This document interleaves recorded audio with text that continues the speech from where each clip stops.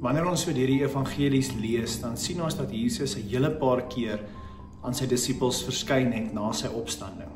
Ons lees spesifiek in Johannes 21 vers 1 tot 19, waar Jesus aan sy disippels verskyn by die see van Tiberias, waar hulle besig was om deur die nag vis te vang, geen vis gevang nie, en skielik staan hierdie vreemdeling op die strand, en hy sê vir hulle, gooi julle nette net nog een keer aan die ander kant uit.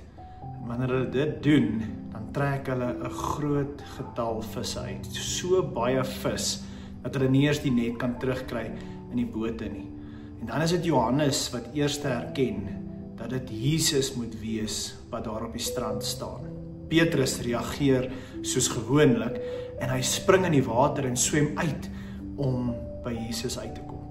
Wanneer die res van die mense dan aan die strand kom, dan nooi Jesus hulle vir 'n lekker visbraai ontbyt daar op die strand.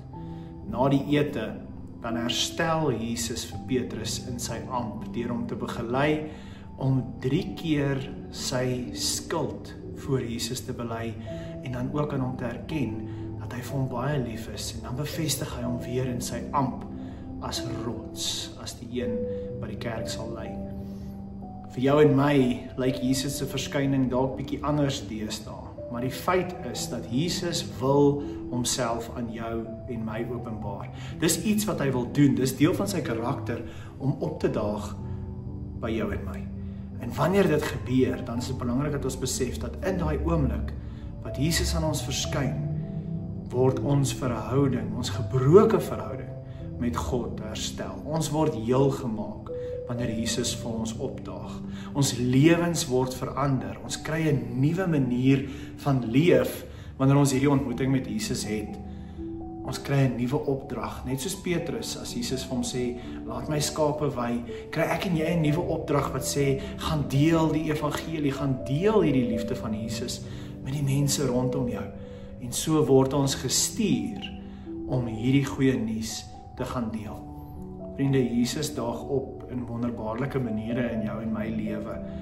Hy daag op in oomblikke wanneer ons hom nodig het. Hy daag op in die glimlag van 'n vreemdeling. Hy daag op wanneer ons deur moeilike situasies kom en aan die ander kant terugkyk en sien God was daar. Mag jy net in hierdie week weer met vars oë kyk na die oomblikke waar Jesus opdaag, waar hy verskyn, en mag jou lewe sommer net opnuut verfris word deur hierdie ontmoetings wat ons met die lewende opgestane Jesus Christus mag hê. Mag jy 'n wonderlike en 'n geseënde week verder hê.